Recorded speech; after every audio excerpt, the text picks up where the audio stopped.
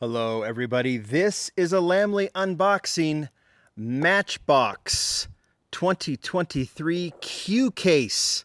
24 count case. We've talked about the new shape of the cases. We'll just go ahead and get this one opened and see what is in the Q case. I've mentioned this before. I am very bad at keeping track of, they go alphabetically, but I don't know if this is the fifth mix of 2023. I'm not very good at keeping track of that. I will probably be able to keep track of what is a repeat in this case, if there are any. We're noticing they're putting multiples of some of these castings in, which is nice. It just seems like Matchbox is going to be easier and easier to find. So let's turn this way. Let's see, 2, 4, all right, 4, 8, 12, 16, 20. There's a car missing in there. Right? Am I seeing that correctly? It looks like there's something missing. This was a sealed case. Did come from Mattel. We'll have to see once these hit stores if there is a 24th car in one of these mixes. I don't think this is one of the... Oh man, is there supposed to be a chase in this? I don't know. Well, let's just go ahead and go through this and see what is inside. All right. I'm going to adjust the camera just a little bit. We start with the 1994 Mitsubishi 3000 GT. That is a repeat from the last case.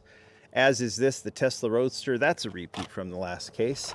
Two more of the 70th anniversary. This is the Ford Police Interceptor. This is a nice casting, or a nice version. Obviously, it's that orange, black, and silver color combination that we're seeing in these. So two of those. We'll put that in the highlight pile for sure because of exactly what it is. All right, push and puller. We've seen that a few times. Like, this might be a repeat too. Wasn't this in an earlier case? I'm not entirely sure.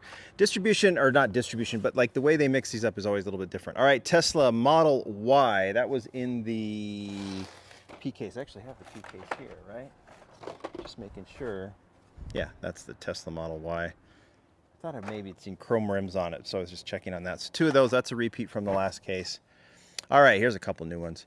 1953 Buick Skylark convertible in yellow. That looks really nice. Gets the chrome treatment, which is, I think, vital for a car like that. Same with this one, the 1960 Chevy El Camino. That is nice as well in that color. Looks a lot like the Ranchero, the Ford Ranchero that was released earlier this year, right? Slightly different color, but it's kind of nice to see those two cars together. I'll put both of those in the highlight pile. Why not? Why not? Audi e-tron, that's a repeat, but this one isn't. 1957 Ford Custom 300. What was it, black last year? Now we see it in this plain red. That looks amazing. Really important for it to get the chrome. It gets the chrome. We're seeing more and more of the Matchbox cars. Seems like nothing that we had to have said anything about, right? Seems like these cars should get chrome, but it seemed like there was a time when pennies were pinched and we got the plastic, but it seems like we're getting more and more of these chrome models, which is super cool. All right, both repeats. The Garbage King and the 1975 Opel Kadett. Oh, cool. Another anniversary model. This is nice. 1994 Lexus LS 400 in that 70th anniversary combination. That looks really nice. Gets the 6-spoke rims in it, kind of orange trim on it. That's nice. That actually looks cool. A little sportier version of that car. I always thought the casting was a little small, but this one looks really good. So that's in the highlight pile for sure. And 2019 Subaru Forester, that looks good in jet black. Green last year, that's a great casting. One that I guess I'll put that in the highlight pile too. All right, I don't know, maybe they had to position things a little bit differently for this case, but that is the Polaris Ranger in black. We saw that as a repeat from the last case. 2022 Renault Twizy, that is new. That's a unique car for sure. They seem to drop a couple of these every year. These kind of unique. Was that a single seater? Maybe there's another seat there. I don't know. Look at the back of that. That's cool. I like that one.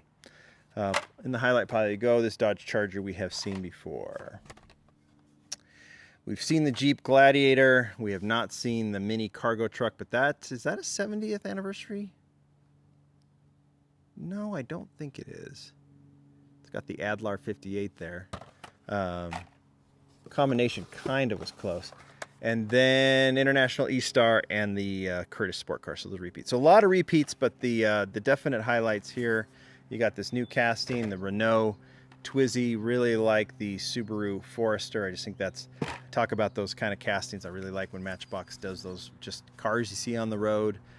You don't have to be like super passionate about it. Definitely digging the Lexus. Definitely digging the classics here. You got the Ford Custom 100, and then you've got the Buick Skylark convertible, Chevy El Camino, and of course the Ford Police Interceptor. Nice case, lots and lots of repeats. And who knows, the way they do it, they might, they might kind of like be an in-between case. I have not been on top of these Matchbox unboxings as much, so I haven't got a sense of how they're being distributed. Like, should we consider this kind of a weak case, or are we going to see a new case coming out very, very soon after that? It really depends on what the pack. I need to keep up, and I'll do my best to do it. And if you guys have any thoughts on this, I'll figure out why there's 23 cars in there. I'll talk to the Matchbox team, see if there's an explanation for that, and let you guys know. Thanks, everybody. Bye.